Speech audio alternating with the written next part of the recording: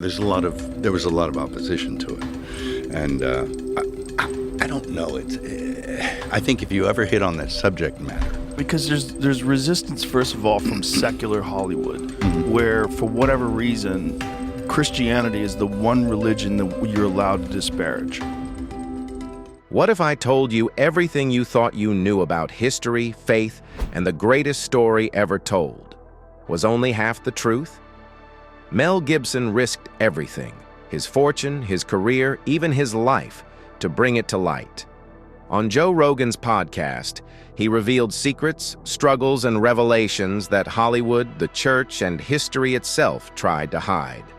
Tonight, we go behind the scenes of the Passion of the Christ and beyond into a story of faith, courage, and a mystery that could change the way we see the world.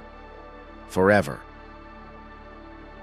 Crucifixion, controversy, and cash. Before The Passion of the Christ became the most successful independent film in history, before it earned over $612 million worldwide on a $30 million budget, and before churches across America booked entire theaters for their congregations, it was a movie that nobody in Hollywood would touch. Mel Gibson spent years trying to get the project off the ground through traditional studio channels. Every major distributor turned him down. The concept was simple. A film depicting the final 12 hours of the life of Jesus Christ, shot in Aramaic, Latin, and Hebrew, with subtitles, and with a level of physical brutality that would earn it an R rating. Hollywood's response was essentially, "You're insane." There was like Hollywood resistance to that movie. Like, people didn't like that you were making it. The resistance wasn't just commercial, it was ideological. As Gibson told Rogan on the podcast, the opposition came from the fact that the subject matter itself was provocative.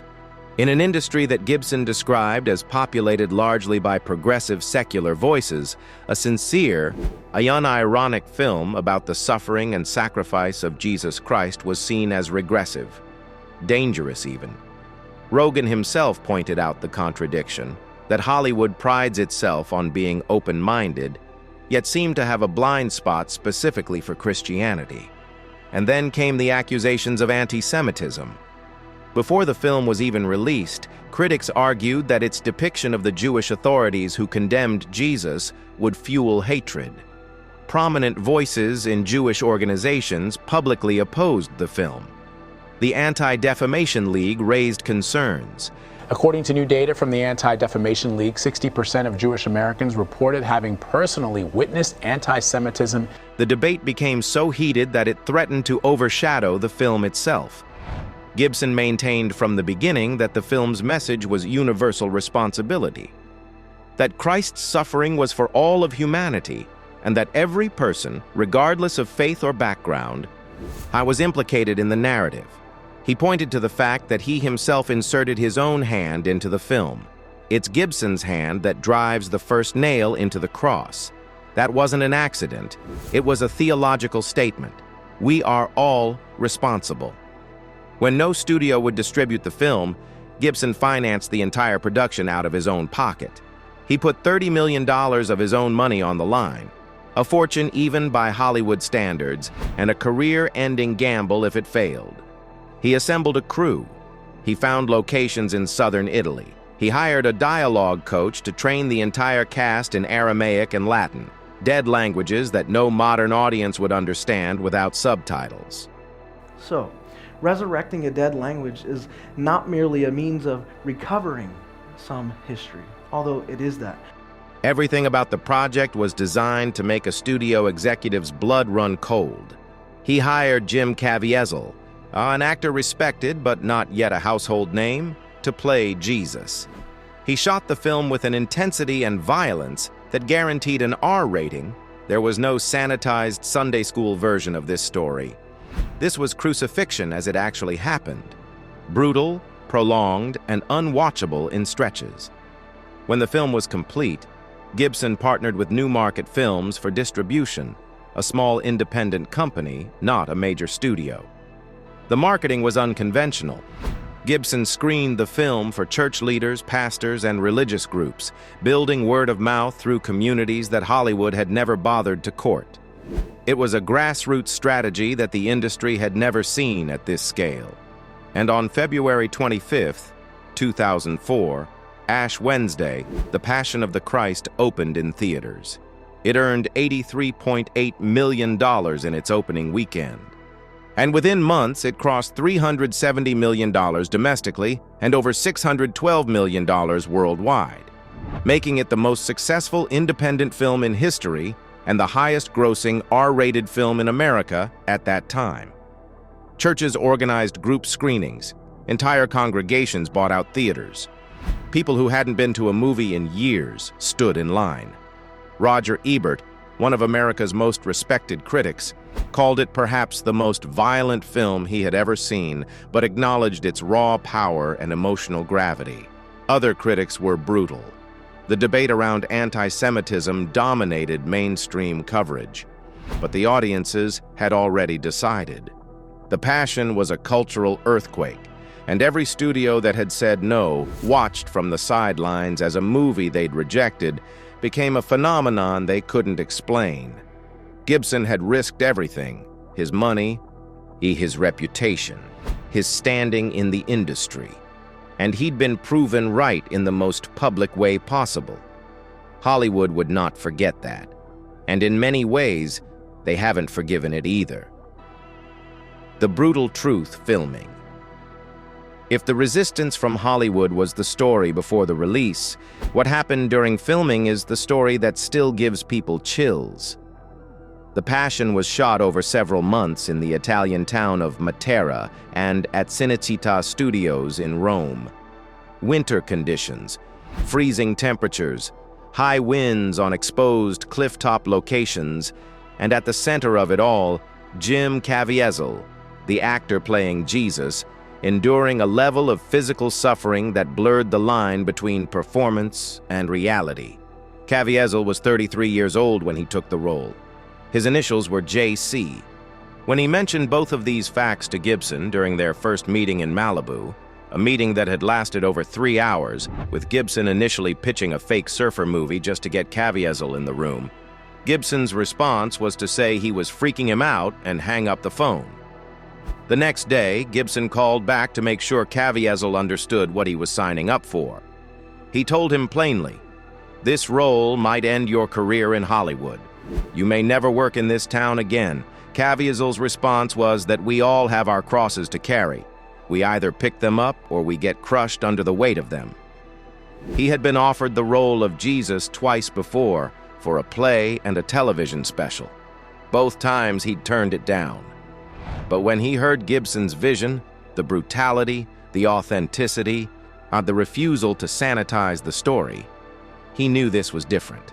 Madison star Jim Caviezel is telling you why he had second thoughts about playing Jesus in The Passion of the Christ. He said this version would show the absolute fullness of the truth. He wasn't speaking metaphorically about those crosses.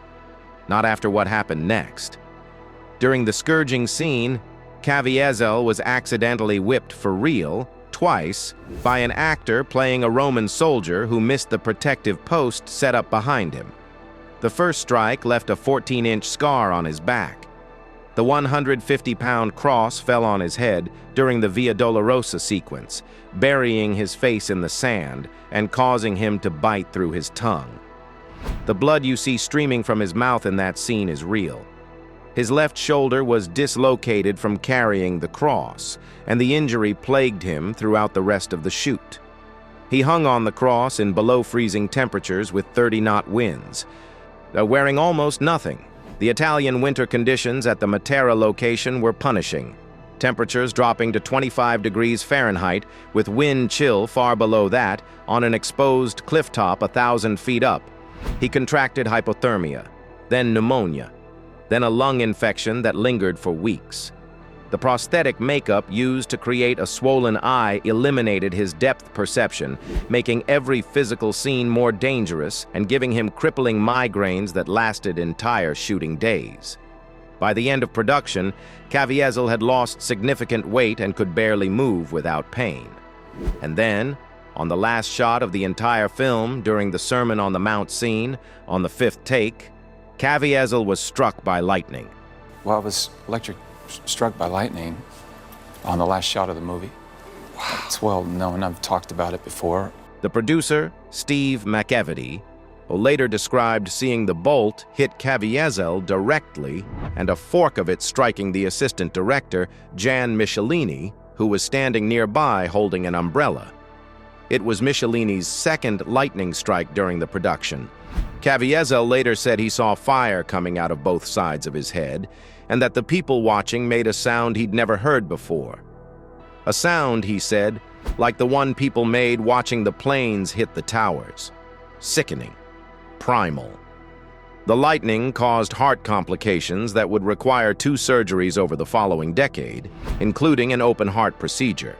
In 2023, Caviezel revealed publicly that he actually died on the operating table during one of those surgeries and had to be revived.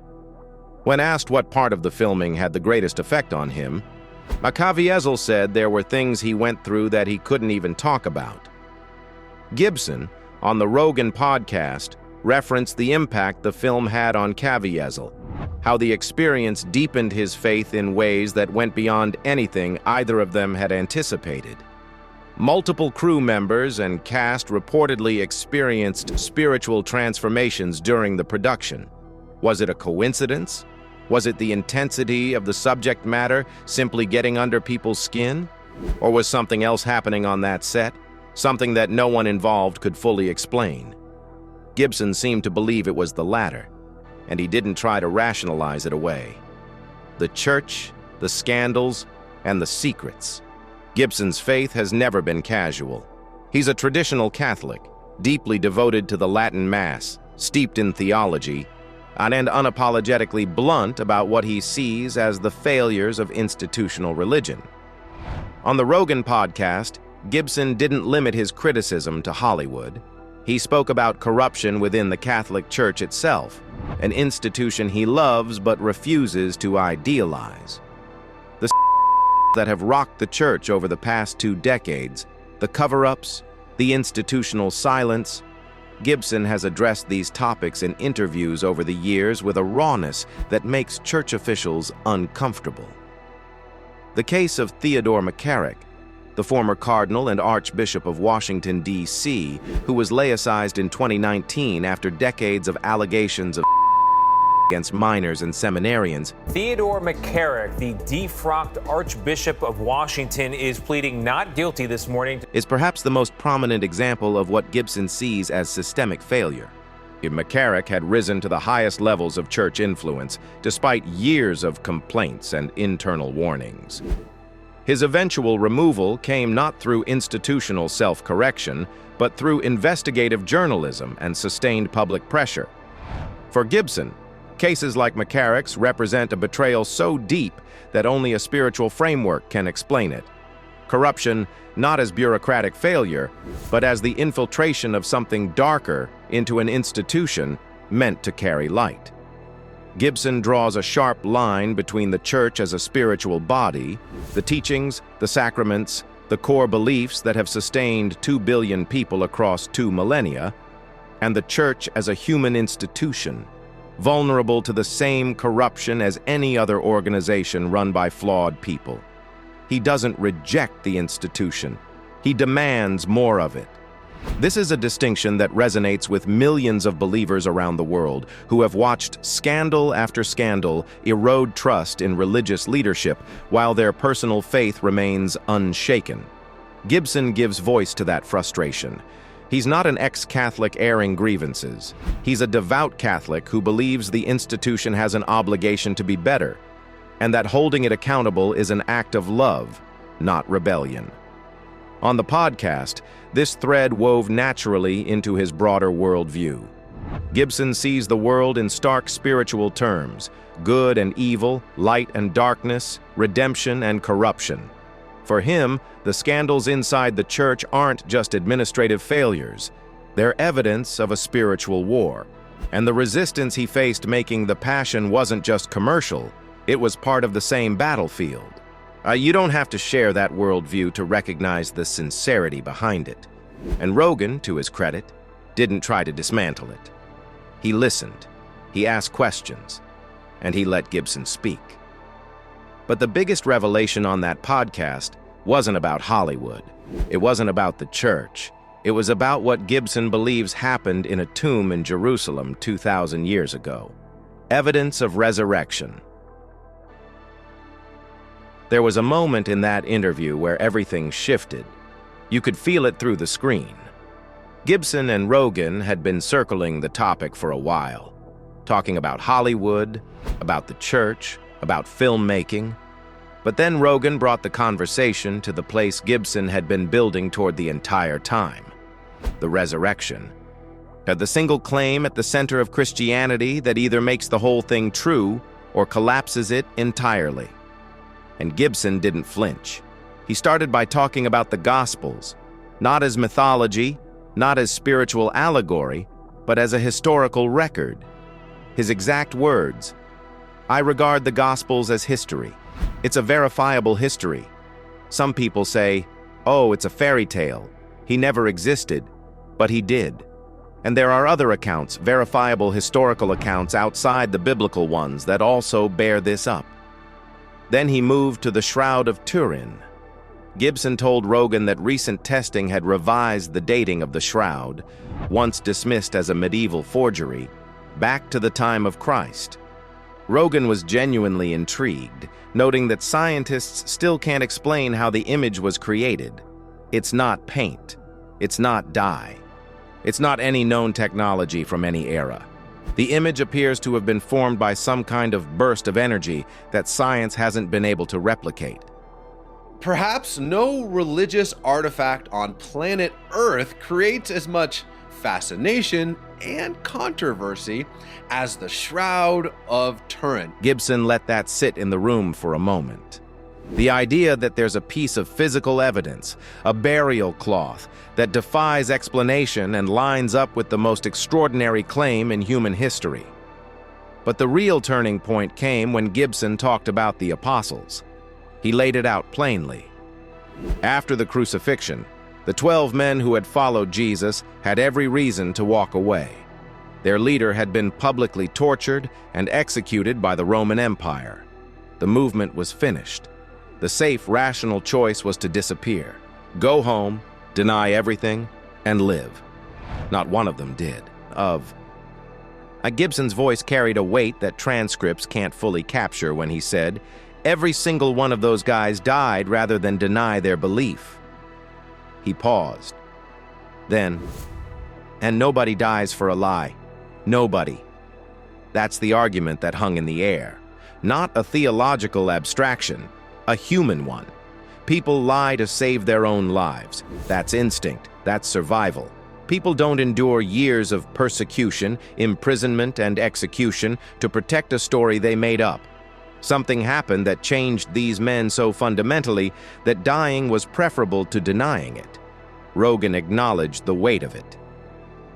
"The resurrection is the one that is the most difficult for people to swallow," he said. Gibson agreed immediately. "The most faith and the most belief. Yeah, resurrection." And then Gibson delivered the line that would go viral across every platform within 24 hours. Who gets back up 3 days later after he gets murdered in public? Who gets back up under his own power? Buddha didn't do that shit. It wasn't delivered as a punchline. It wasn't delivered as an attack on other faiths. It was delivered as a man stating what he believes to be a fact, with the kind of blunt certainty that most public figures spend their entire careers avoiding. In a media landscape where everyone hedges, where every statement is run through a filter of brand management and public relations, Gibson just said what he meant. Rogan didn't push back. He didn't try to dismantle it. He didn't pivot to a safer topic. He just sat with it. And for a man who has built the biggest podcast on the planet by challenging every claim and poking at every assumption, that silence meant something. 2 days before this episode aired, Rogan had released another episode with Christian apologist Wesley Huff, in which he'd called the evidence for Jesus fascinating. The Gibson conversation landed on top of that. Back to back, 2 episodes engaging seriously with Christianity on the most listened to podcast in the world. Whether Rogan was on a personal journey or simply following his curiosity, the timing was impossible to ignore. Gibson went further. He talked about spiritual realms, good and evil locked in a war over the souls of humanity. There are big realms, spiritual realms, he told Rogan. There's good, there's evil, and then they are slugging it out for the souls of mankind. This wasn't a metaphor for him. This was the framework through which he understood everything. Hollywood's resistance to his film, the suffering on set, the corruption in the church, and the reason he believed a sequel about the resurrection was the most important project of his life. The clip spread everywhere, not because it was controversial, because it was rare. A man with nothing left to prove, nothing left to protect, sitting in front of millions of people and saying, "I believe this, all of it, to the full." And the internet responded not with mockery, but with something closer to hunger. Comment sections filled with people sharing their own faith journeys, their own doubts, their own quiet moments of belief they'd never spoken out loud. All right, the clip didn't go viral because of celebrity gossip. It went viral because it touched something people had been carrying in silence for a very long time. Cosmic resurrection journey. Gibson told Rogan he's making the sequel. It's called The Resurrection of the Christ, and it's nothing like what you'd expect. The script took 7 years to write. Gibson worked on it alongside his brother and Randall Wallace, the screenwriter behind Braveheart. Gibson called it an acid trip. And the big thing that Mel Gibson is saying is that it took him 8 years to even write this script. He said he'd never read anything like it. He said it's the most ambitious thing he's ever attempted, and he's not entirely sure he can pull it off. Here's what makes this project fundamentally different from The Passion. The first film was linear. It covered the last 12 hours of Christ's life, the agony, the betrayal, the trial, the crucifixion. And it was brutal and chronological. The sequel is none of those things. Gibson told Rogan that in order to tell the resurrection story properly, you have to start with the fall of the angels. That means you're in another realm. You need to go to hell. You need to go to Sheol. The narrative spans from the fall of the angels to the death of the last apostle. It's non-linear. It moves through time, through realms, through dimensions of existence that no mainstream film has ever attempted to depict. In a 2022 interview, Gibson described the film as having to juxtapose the central event, the resurrection, with everything around it, the future, the past, and other realms. He admitted it was getting into territory that felt almost like science fiction.